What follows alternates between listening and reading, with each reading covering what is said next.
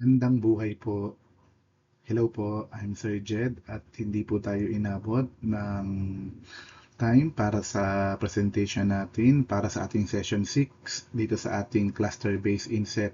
Kaya naman po, ito po ang video recording ng aking session supposed to be para sa session 6 na may title na ang aking topic ay ang Wellness in Action, Practical Strategies for Healthy Minds and Productive Teams.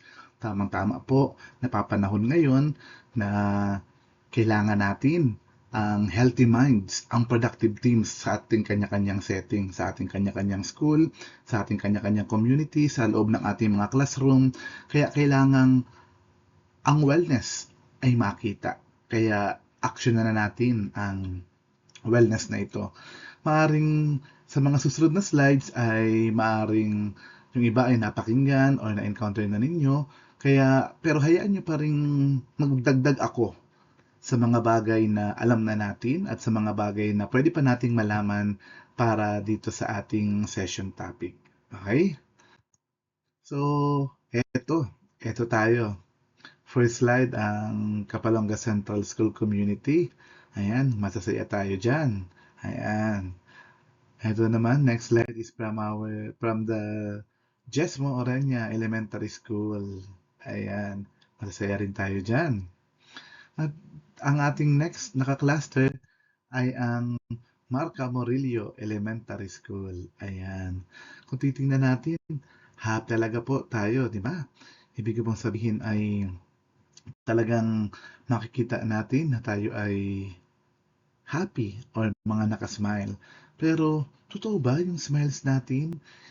Ano ba ang ibig kong sabihin?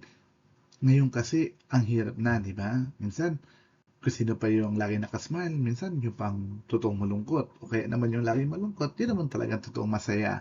Ayan. Kaya, napakahalaga ng ating mental health pag-usapan. Okay? Kaya, sinasabi ko, at the end of the session, may mga objectives tayong tinatarget. Okay? Tayo, mga participants, ay to understand the importance of workplace wellness, to develop strategies for promoting healthy minds, to foster productive teams dynamics, and to implement practical wellness initiatives, and to create a culture of wellness. Dito ay inaaniyahan tayong mas maunawaan pa ang halaga ng wellness sa ating mga workplace. Kung active o napakaganda na ng ating wellness workplace, mas pagandahin pa natin sa pag-develop ng mga strategies para mas ma-promote pa natin yung healthy minds. 'Di ba? Sinasabi natin, healthy ang physical health, sana healthy din yung minds, 'di ba? Minsan kasi kaya yung katawan natin ang lakas-lakas pero yung isip natin ay bagsak na o yung isip natin di niya na kaya or sumusuko na. And to foster productive team dynamics. Ayan, dito gagawa tayo ng team. Dito hindi natin kailangan suluhin ang wellness workplace. Dito may mga katuwang tayo, may mga kasama tayo. Kung saan tayo sa team, tayo yung magiging productive team o yung gagawa, mapapa-implement, magmo-monitor ng wellness. At syempre, sabi ko nga, to implement these initiatives. Itong ating mga dati nang ginagawa o gagawin pa lang o dati nang naplano pero hindi pa nagagawa, ito yung mga initiatives na siguro panahon na para gawin natin. Para makakapag-create tayo ng culture of wellness dito sa ating respective schools, dito sa ating kanya-kanyang setup. Okay? Kaya, let me start first by asking, kumusta po kayo? Kumusta ka po? Kumusta ka naman? Kumusta po kayo? Isang napakasimpleng tanong at napakadali lang din sagutin. Diba? Pero minsan yung sagot natin sa tanong na to, minsan pag pinag-isipan o pas pinalalim pa natin, minsan nadya lang tayo ng dahil madaling tanong, madali lang din sagutin. Pero kung papalalimin pa natin yung question o yung pag-accept sa question para makapagsagot tayo, kumusta nga ba ako? Sino makakapagsabi niya kundi ikaw din mismo? Ikaw din ang makakasagot niyan. Kung kinukumusta ka, 'di ba minsan ang bilis ng sagot natin, "Okay lang, okay naman." Oh, 'di ba? 'Yan ang common sagot na mapapakinggan natin. Pero someone is caring, someone is asking, "Kumusta ka? Kumusta po kayo?" Sana okay po tayong lahat, okey? Sana may galak tayong lahat. Kaya sa tanong na susunod, mas palalimin pa natin. Beyond your official designation, what other roles, tasks, coordinatorship, or administrative tasks, special projects have you been tasked with or volunteered for? Di ba ikaw, ma'am, sir, teacher 1, teacher 2, teacher 3, or MT1, MT2? Pero bukod sa pagiging teacher mo, may other roles ka pa ba? May other task pa bang binigay sa'yo? May other coordinatorship or administrative task? Or nag-head ka ba ng special project na ginagawa o in-implement sa inyong school? Ayan, napaisip ka ngayon, di ba? Ano nga ba? Ay, oo nga. Coordinator pala ako ng ganito. Ako nga palang in charge sa ganito. Pag may ganito pala, ako ang sinasabihan ni ma'am, ni sir. Ang dami ko palang roles. Ang dami ko palang task. Di ba? Patapos na sabi, tinanggal yung mga administrative task and special task para sa mga teacher. Pero totally, hindi naman talaga sa atin nawala. At hindi naman natin kailangan alisin talaga lahat. Like, yung mga academic related task, di ba? Or coordinator ka ng subject, ay talaga sa atin naman yun, mga teachers, din inaalis. Pero outside that task, kung meron pang iba, sige nga, isipin mo, ano-ano yun? Ano-ano ba yung volunteer mo ba na maging head ka or coordinator ka that o ikaw yung mapalad na napili para mag-administer o para ikaw ang mag-head nung isang task na yon. Ayan, sige, magnilay tayo, isipin natin kung ano-ano yung mga trabaho natin bukod sa pagtuturo sa loob ng classroom. Madami yan, di ba? Siguro wala rin sa inyo ang isa lang ang may isip. Siguro 2 or more, meron pa. Or kung hindi naman ikaw mismo yung pinaka-head, pwedeng ikaw yung assistant head, o pwedeng ikaw yung secretary, o pwedeng ikaw yung next in line na pag wala yung head, ikaw na yung naka-front, di ba? Pwede din po yun. Kaya behind those roles, behind those tasks, behind those projects, let's answer the next slide. Considering all your current position, tasks, special assignments, and official duties, please rate your overall workload stress level from 1 to 10. 1 is the lowest and 10 is the highest. Sa napakaraming tasks na na-identify mo, sa napakaraming roles na naisip mo, gaano nakalaki ang overall workload stress mo? Ayan. Nagbibigay na ba sa'yo ng stress ang mga assignment, ang mga task na to? Sige nga, let's rate it from 1 to 10. Sabing 1 is the lowest and 10 is the highest. Nasa middle ka na ba? O nasagad ka na, nasa 10 ka na? O nasa 1 ka pa lang? Sige po, pag-isipan natin. Sino makakapagsagot niyan? Tanging ang mga sarili lang po natin ang makakasagot sa tanong na yan. Sige po, sagutin natin. Okay, nakasagot ka na. Tingnan natin yung sagot mo. Sabi po dito, may rating interpretation tayo. Kung 1 to 3 daw ang sagot mo, light or manageable ang workload stress mo. Ibig sabihin, ang work mo is normal, steady pa rin. Stress is minimal. Ibig sabihin, hindi ka pa apektado. Nakakagalaw ka ng maayos, nakakapagturo ka ng maayos. Kahit may binigay sa yung rules, okay lang. Steady ang iyong task, ang iyong work. Pero kung ang napili mo naman sa tingin mo ay nasa 4 to 7 ka na, moderate, normal pa rin. Workload is typical. Stress increases, near deadlines. Siyempre, normal naman, di ba? Kung kailan yung deadline, doon malapit na, bukas ng pasahan, mas bumibilis tayo. Mas bumibilis yung ating galing, mas bumibilis din yung stress, mas tumataas. Di ba? Pero it is normal, di ba? Kahit sa mga bata. Minsan, yun din tayo di ba? Kung kailan ang pasahan, Doon tayo nagmamadali, doon tayo mas nakakaisip ng mga gawain or pansagot doon sa mga sasagutan natin. Yan naman parang seasonal, kung kailan may work, doon tayo nai-stress, but still normal. Pero kung ang sagot mo is nasa 8 to 10, heavy, magibat na raw. Unhealthy, hindi na daw siya masaya, hindi na siya masigla. Workload frequently exceeds capacity.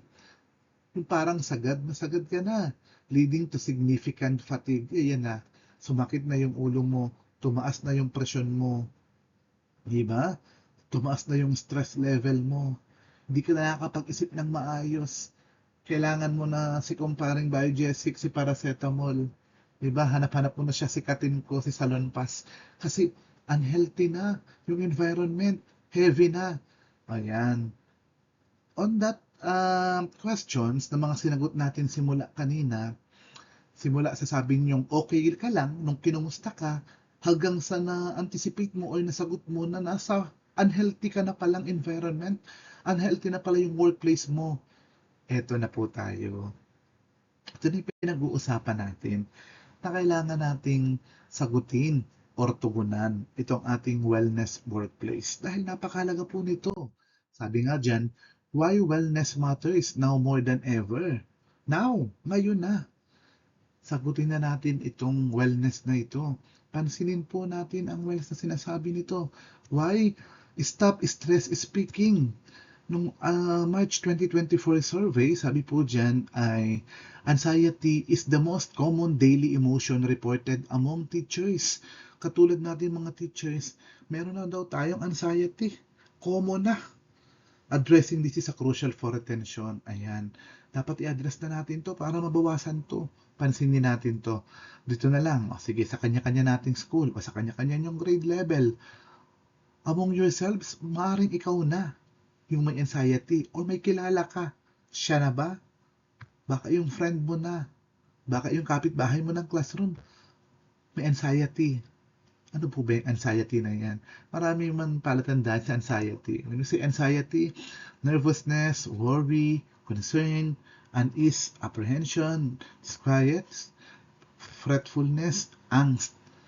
Yun bang parang balisado ka? Yun bang parang lagi kang may iniisip, lagi kang nag-aalala, parang lagi kang may kinoconsider? You can't act normal. Ibig sabihin ay parang lagi kang may isinasaalang-alang. Lagi kang may pagdududa. Lagi kang may concern. Hindi ka relax. Nagtuturo ka nga, pero ramdam ng mga bata na parang hindi si ma'am. Parang may bago kay sir. Parang nagbago si sir. Napansin nyo? O parang ganun. Diba? Anxiety. Meron kang something na kailangan mong i-address. Kailangan nating sagutin. At yung workness sa workplace is malaking factor para masagot po natin yan. Also, productivity gains. Diba? Siyempre, apektado tayo niyan. Simple integrated wellness practices are proven to reduce stress, improve focus, and significantly boost team productivity across all roles. Pag wala yung stress, wala yung anxiety, magiging productive tayo. Uy, si ma'am, parang si ma'am na siya uli. Uy, parang may bago kay sir pero mas gumaling. Mas gumanda si sir, mas pumogi. May bago kay sir. Ano kaya nagpapasaya kay sir? Ano kaya nagpapasaya kay ma'am? Kaya yung focus ni sir, yung focus ni ma'am, iba siya ngayon. Ganoon din po sa loob ng classroom, di ba? Maaaring yung mga estudyante nyo, mayroon silang mga alalahanin, kaya sila ganun. Kaya para silang parang balisado. Okay? Kaya bilang ikaw ang team manager or sinasabi nating wellness team head sa loob ng classroom, dapat ikaw ang mag-set ng mood. Dapat ikaw ang magpakita na kaya nila tong labanan. Di ba? Kasi pag ito ay nagawa natin ng maayos, sigurado makakapag-improve tayo sa focus, magbo-boost yung team across all roles. Hindi lang yung estudyante, pati yung kasama niya, pati si ma'am, si teacher, administrator, lahat apektado, lahat ay gaganda o lahat ay sisigla pag okay po tayo. And may direct impact ito sa student, direct impact on student. Staff wellness directly influences student success, engagement, and overall school climate. Healthy teams create health learning environments. Siyempre, sabi nga niyan, umaga pa lang, nakasimangot na si ma'am, hanggang hapon, yung estudyante mo nakasimangot rin. Di ba? Wala kang karapatang magtanong, bakit ganun yung estudyante ko kung ikaw mismo ay ganun na ganun din naman. Sino ba ang nakikita niya lagi? Sino ba yung nasa harapan niya? Di ba? Ikaw, si ma'am at si sir. Kaya, yung pinapakita natin sa kanila, hindi naman natin sinasabing kopyahin nila or gayahin nila, pero not knowingly, napapractice or nagagaya po nila tayo. Diba? May impact lagi po sa estudyante ito. Okay? Sa loob ng classroom, paglabas ng bata o pag-uwi ng bata, bakit parang mainit ang ulo mo? Bakit parang dito yung bata iba? Kasi pala napagalitan ni teacher sa loob ng school, loob ng classroom, mainit yung ulo ni teacher, napag-initan yung bata umiiyak pag-uwi sa bahay, yung bata, nag-away na sila ng parents niya kasi iba na yung attitude na pinakita. Kasi stress siya sa loob ng classroom, stress siya sa school. Ganon din si teacher. Diba? Na-stress siya kay ma'am, na-stress siya kay sir, na-stress siya sa school head. Di, pati yung stress niya, nailalabas niya sa mga bata. Kaya yung impact nito sa estudyante, isipin din po natin. Okay? Kaya napakahalaga na ang wellness matters now more than ever. Kaya ngayon, sabi ko nga po, action na natin to ngayon. Agad-agad na din po. Okay? Paano? So, let us build our school wellness team. Ayan. Bumuo tayo ng team. Hindi naman natin to kaya, hindi tayo nag-iisa. Kahit sa inyo, sa loob ng classroom, may mga class officers ka na pwede mong makatulong. May mga subject teachers ka rin na pwede makasama mo, makatulong mo para magawa ninyo itong classroom or school wellness. Okay? A strong wellness initiative begins with a dedicated, cross-functional team. Ayan. May team po tayo. Include administrators, counselors, PE teachers, nutrition staff, and passionate classroom teachers to ensure all voices are heard. Napansin nyo, iba't iba yung pinanggalingan. Ito po yung sinasabi nating cross-functional team, wherein a group of people with different functional expertise working toward a common goal. Isama natin si ma'am, si sir, si school head, si guidance designate, si PE, si health teacher, at iba pang teacher. Tayo ang mag-isip, tayo ang mag-brainstorming, tayo ang magplano kung paano natin gagawing masigla, masaya ang loob ng classroom, ang loob ng school community, kahit napakadaming deadlines, kahit napakadaming requirements, kahit napakadaming submissions, still we can create our school wellness team para meron tayong school wellness. Okay? Let's also engage our stakeholders. Ayan. Actively involve the families, students to gain a broader perspective on needs and secure wider community buy-in and support for initiatives. Sabi ko nga, hindi naman tayo nag-iisa para dito. Kung kasama natin yung ating mga class officers, let's also involve our stakeholders, our SPTA, our alumni, kasi baka sila may mga strategies din sila na pwedeng ituro sa atin, matulungan tayo, ma-assist tayo, magkaroon tayo ng school wellness. Maging okay yung environment natin sa school. Kasi baka hindi na nga siya maganda, kaya kailangan din natin ng engagement outside o yung from our stakeholders. Also, to build our school wellness team, let's meet and celebrate. Ayan. Time to time, mag-schedule pa rin tayo ng meeting, mag-schedule pa rin tayo ng meet-up to align on goals, share transparent progress updates, and consistently celebrate milestone and small successes.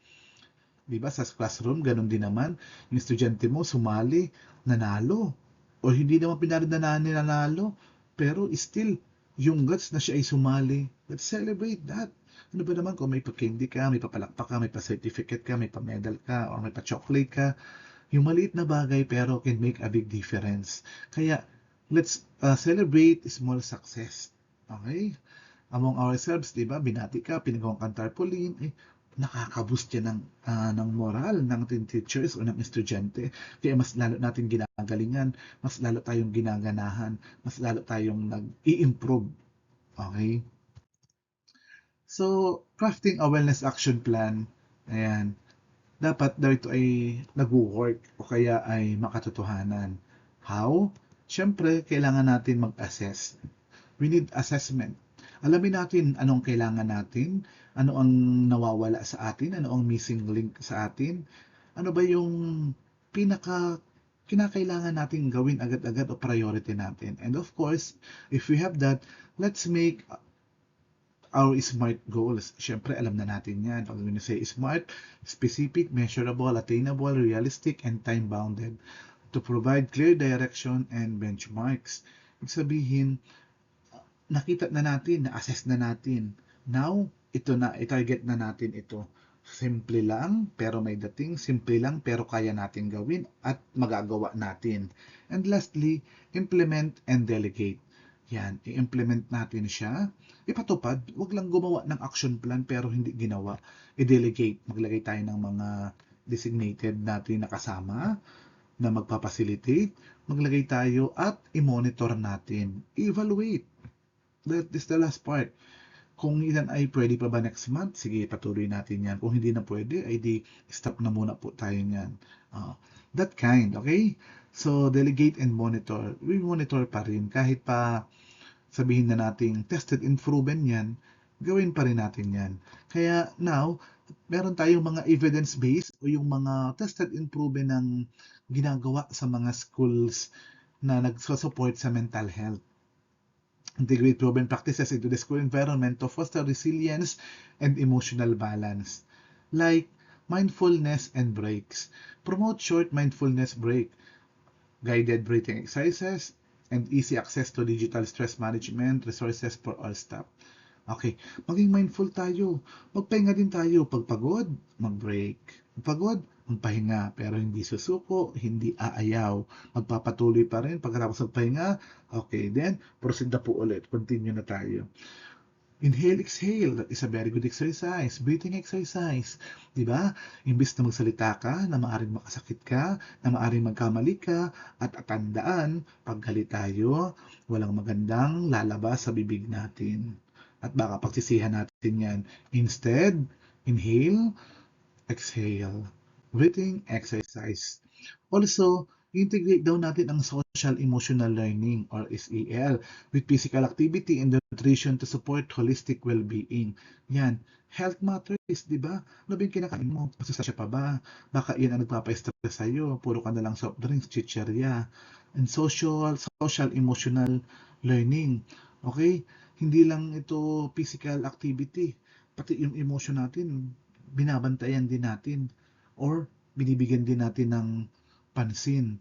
Sino ba itong mga nasa paligid mo lagi?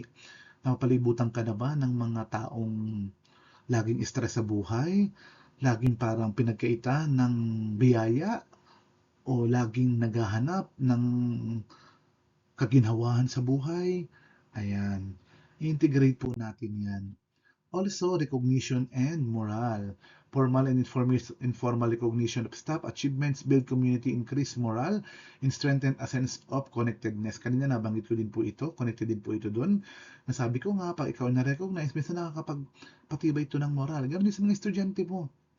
Papalakpakan mo po yan, ay sisipagan pa yan lalo, gagalingan pa yan lalo, mag-i-improve pa po yan lalo. Ganun din sa atin. So why not? Siguro kailangan namin mag-recognize ng outstanding student, ng outstanding teacher, ng outstanding personnel para masipagan sila. At parang hindi nila ma-feel na sila ay napapagod lang pero hindi naman nabibigyan ng credits or hindi naman ako napapansin sa kabila ng lahat ng efforts na ginagawa ko. Practical wellness activities you can start tomorrow. Ito daw, pwedeng-pwede na natin agad gawin.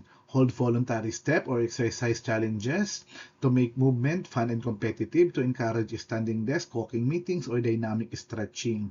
Walk to wellness. O, di ba? Halimbawa, simula sa gate hanggang sa classroom mo, maghanap ka ng kasabay, paglakad, mag-usap kayo. Pagdating sa dulo, may napagawa na kayo.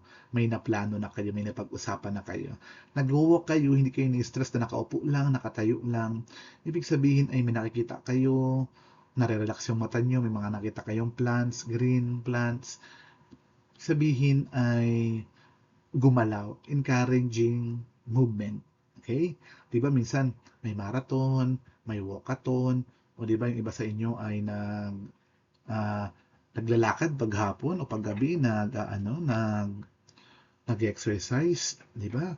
Iba sa inyo nakikita ko naglalakad paghapon, walking. Oo, yan.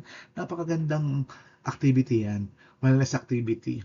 At libre yan, walang bayad. Pero agad-agad pwede nyo nang simulan. 5-minute guided physical activity or mindfulness break. Transition or long meetings. Diba? Pag may meeting tayong mahaba o break muna, snack time, water break, mahalaga po yan.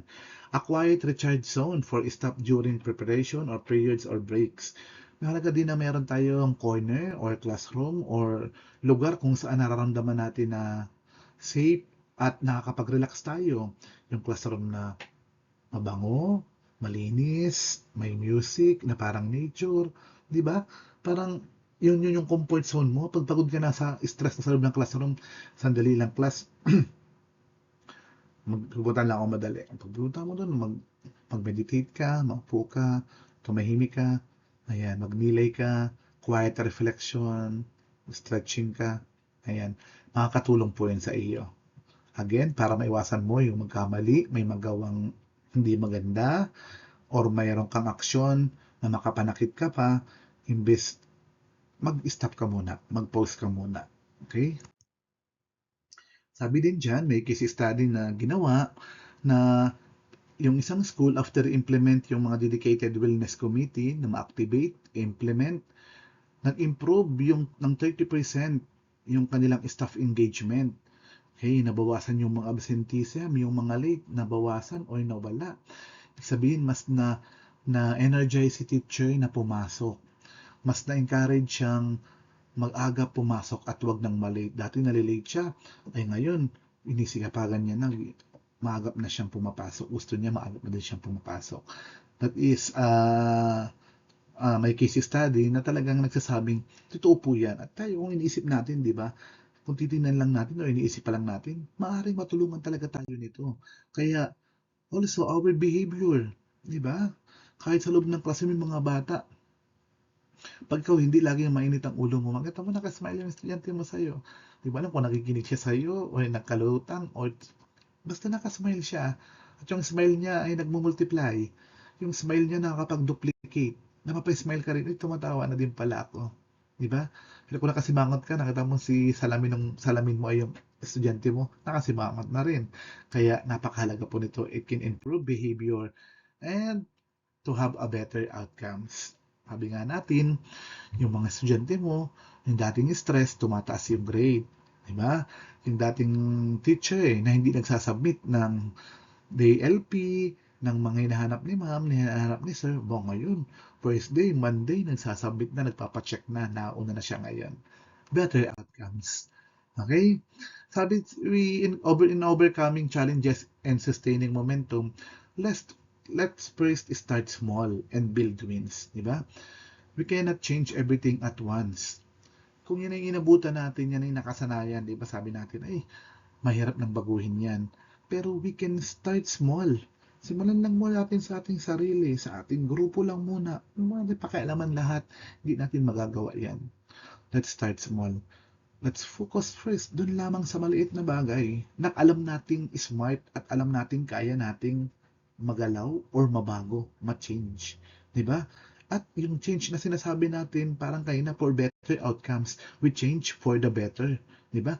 Hindi tayo nagbabago para mas lalong lumala ang ating setup. At sabi nga diyan, build win. Sabi nga natin, mahalaga na nagsisimula tayong maliit, pero na-appreciate din natin yung maliliit na mga bagay.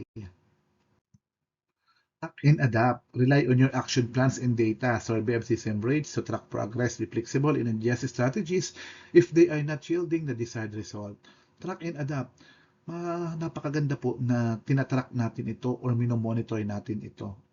Sabi ko nga kanina, pagpatuloy natin, i-adapt pa ba natin yan next month? Go. I-adapt pa ba natin next school year? Go. I-adapt natin next year? Go. I-monitor natin. Ba't parang hindi siya nag improve. Dati late lang lagi siya ng 5 minutes. Ngayon, lagi na siyang more than 15 minutes late. There is something. Diba? Yung team ninyo, Pwede kayong mag-focus sa kanya o mag-focus dun sa grupong yun o mag-focus dun sa tingin niyong reason bakit nagkakaganon na lumalala lalo, di ba?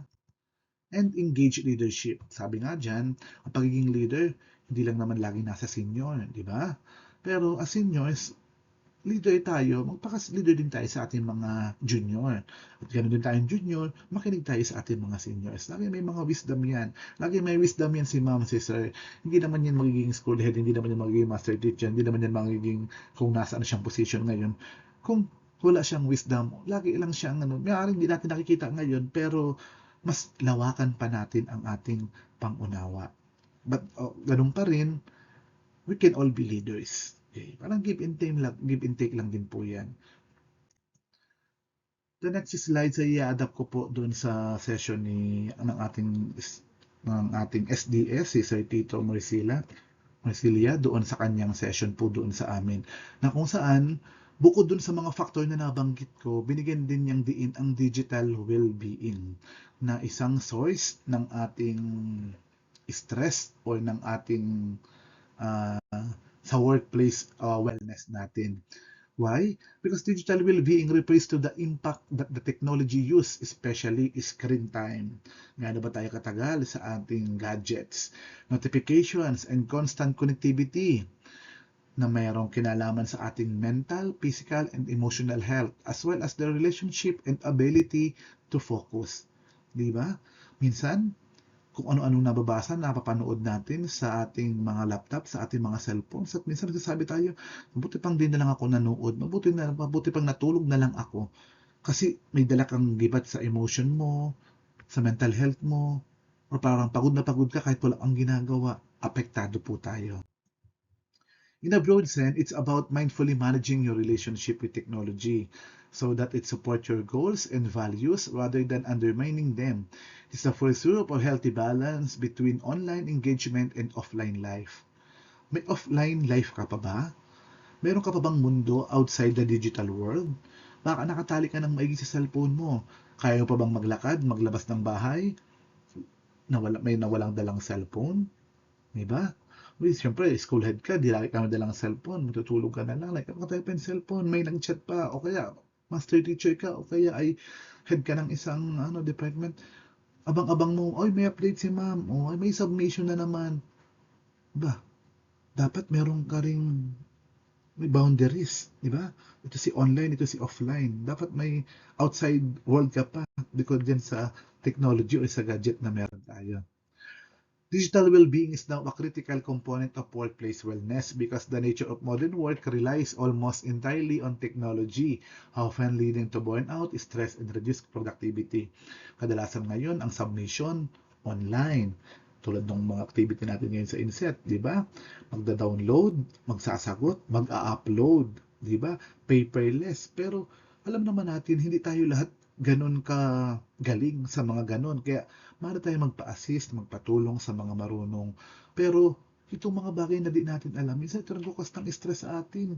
Diba? Kailangan mo daw makasagot, may deadline. Kasi pag hindi ka, wala kang certificate, wala kang attendance, wala kang appearance, o anong epekto po nito? Diba?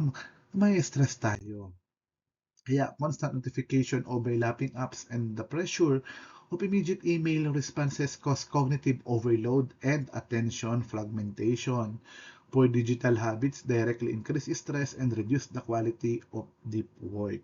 Ayan, sinasabi na natin, may epekto na po sa atin cognitive overload and attention fragmentation. Poor digital habits, stress na po tayo. Bakit? Siya nga naman, di ba? Pati physical health, apektado na din dito. Bakit? Kasi dahil tagal mong naka-screen time, ay ka na lang kaharap yung laptop, lagi na lang kaharap yung cellphone mo. Ano pa, mungto yung mata, di ba? Behavior mo, apektado mainitin ang ulo mo, poor posture, kasi nga inaantok ka, hikab ka ng hikab. Kasi bakit puyat ka kagabi? Dahil extended yung screen time mo. Kaya dapat we know how to manage yung ating screen time. Kaya sabi diyan, let's have this work-life balance. Okay? Dapat hindi tayo lagi diyan ng sabi diyan ay to make us always on personal time. Digital well-being practices set clear boundaries to prevent work from bleeding into recovery time, thus preventing burnout. Sabi ko nga, may offline mode pa rin kayo. Di ba? Yung exercise mo, ginagawa mo online. Yung games mo, ginagawa mo online. Ba? Maglakad ka, magbike ka, lumabas ka naman. Sabi ko nga, may outside world pa. Di ba? Sabi nga niya, kahit nasa CR, di mo iwasan, dala mong phone mo. Bakit doon ka nag-games, doon ka naghihintay ng updates, doon ka nagbabrowse? Wala na. Or matutulog na lang kayo ni Mrs. mo, matutulog na kayo ni Mr. mo, magkasipin na lang kayo, nasa gitna niyo yung phone. Pag tumunog, hawak agad. Pagkagising, dampot agad. Ba, nasa na yung offline mode nyo? Nagkaroon naman kayo ng offline mode ni Mrs., ni Mr. Di ba? Alam niyo na yan. Pero ibig sabihin, bigyan din natin ng pansin.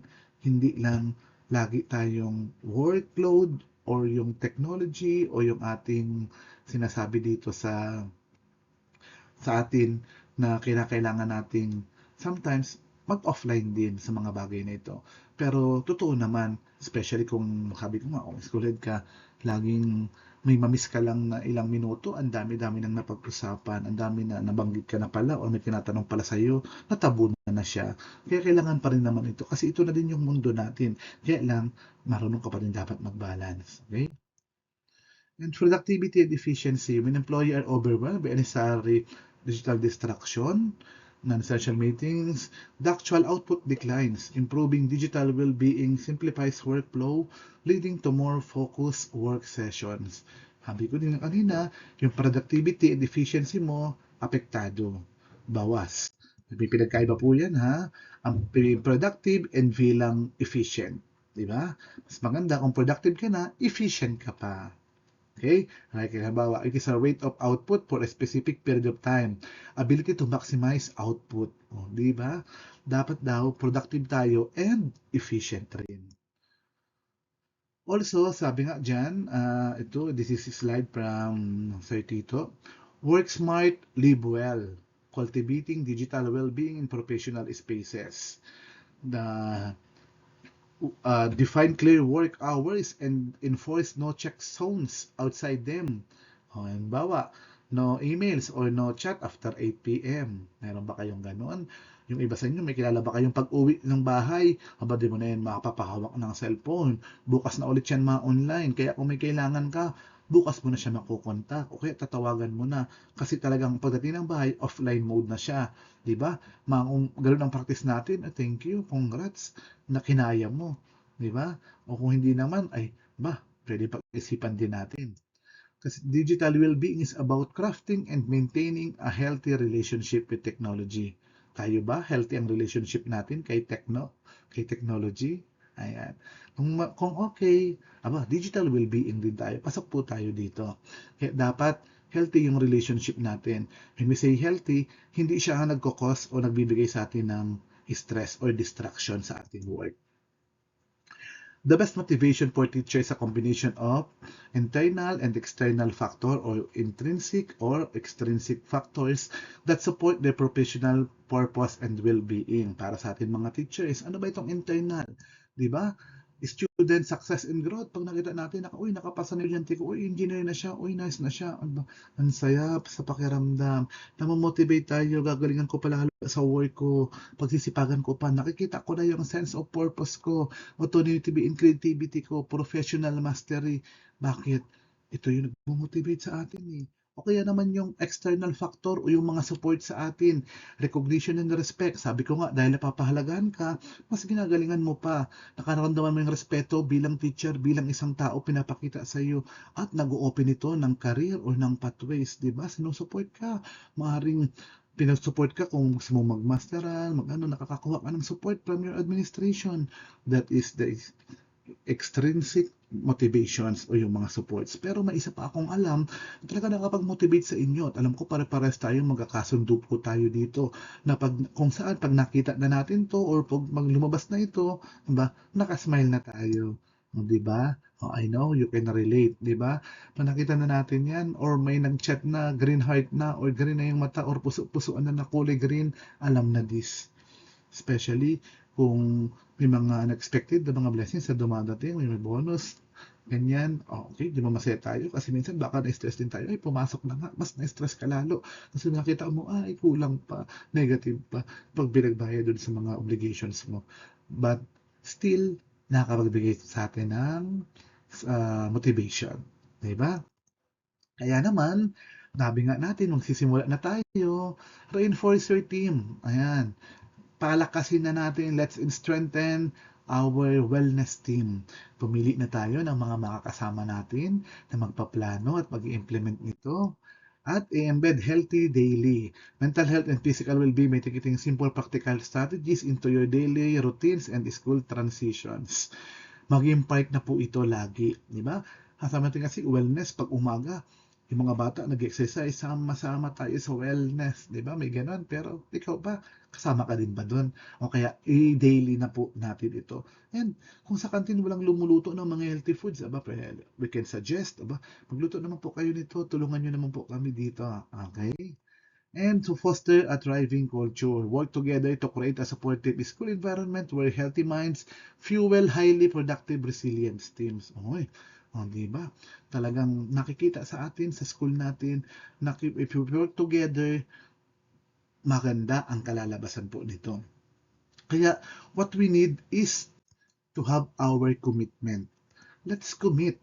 Let's make wellness a school-wide priority because healthy staff means successful learners. Sa mga learners din po mapupunta ang bunga nito. Kung ang ating paaralan, ang ating school community ay nag-implement ng wellness, maayos, ang mga staff, ang personnel ay maayos din, malulusog at nagpa-function ng maayos, ginagawa ng maayos sa kanilang mga trabaho, ang epekto nito ay makikita natin hindi lang sa ating mga sarili, sa loob ng classroom at sa buong komunidad ay ramdam po natin ito. Kaya naman, sabi ko nga, let's commit and let's start planning, have our action plan which is your activity. May ipapakita ko yung example ng sagot sa ating activity at yung template na sasagutan po ninyo para makagawa tayo ng wellness team at ng ating action plan na kung saan lalagyan din natin ng time frame kung kailan natin sisimulan, kailan natin plano siyang i-implement. Okay? So with that ay maraming salamat po. Sana ay may nadagdag tayo sa inyong mga learnings, may nakuha po kayo dito sa ating session. Thank you. Okay, para po sa ating workshop, sa ating task dito sa session 6 ay ito po ang ating sasagutan. Hingin ko po kayo ng tatlong sagot para sa classroom setup at another 3 para naman sa school setup. Dito po sa mga column ay makikita natin ang project title, activities, objectives, target beneficiaries, time frame at point person. Halimbawa sa classroom setup, paano ba maggaganda ang ating workplace wellness pagkatapos ng ating mga pinag-usapan? Sabihin ay gusto ba ninyong magkaroon ng breathing exercise. Dito po, magagawa po natin to ng mga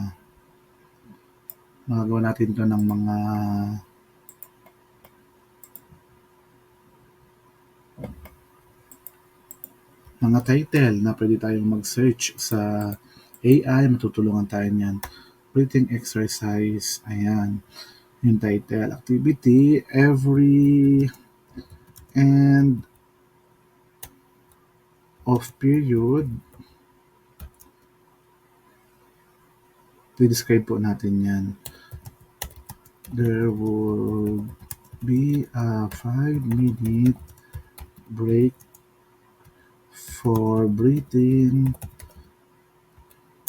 exercise. Okay. Pwede na din dito ang water break, stretching,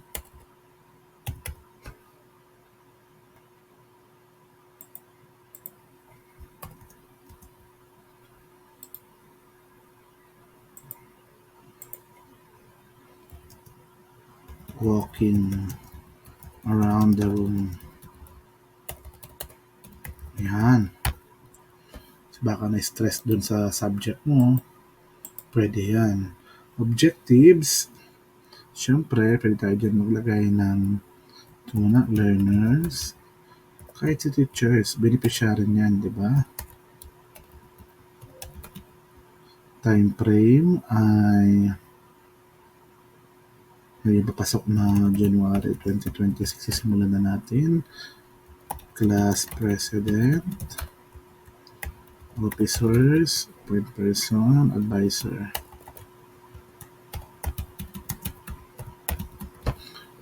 Okay. To break the momentum, pwede yan. To release stress. Ipapaganda pa po ninyo yan ha, kung ano gusto ninyo. Ayan. Sa example na ganyan, di ba? Pwede rin po ditong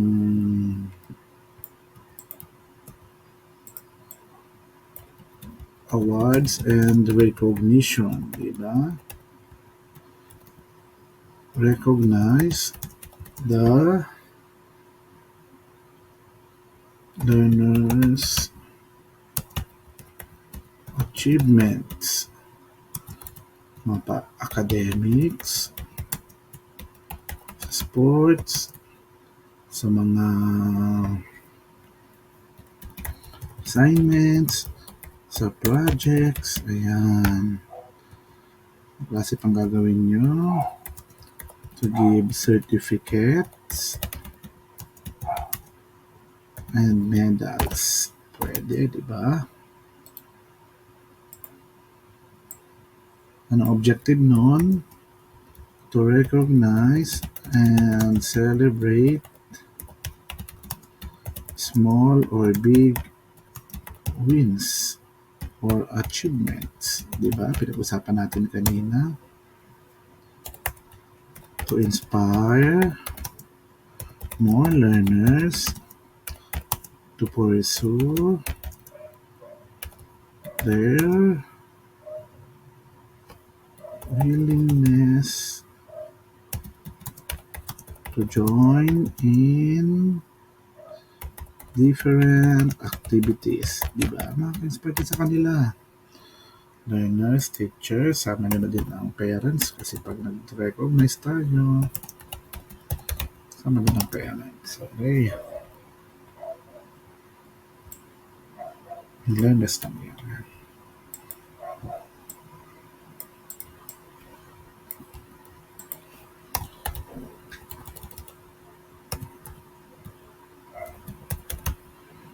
Yan.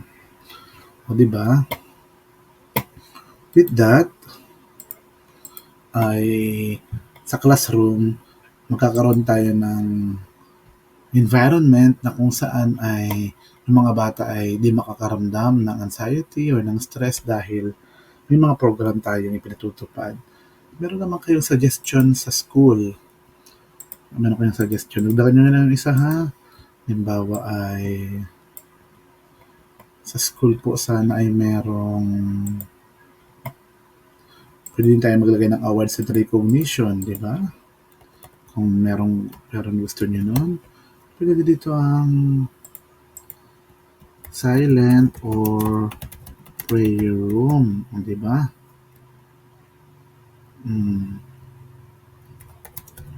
To break the momentum, okay din dito. To release stress, ma-unwind ka,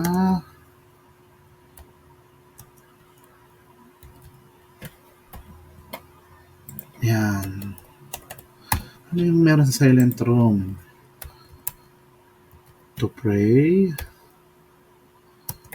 or to meditate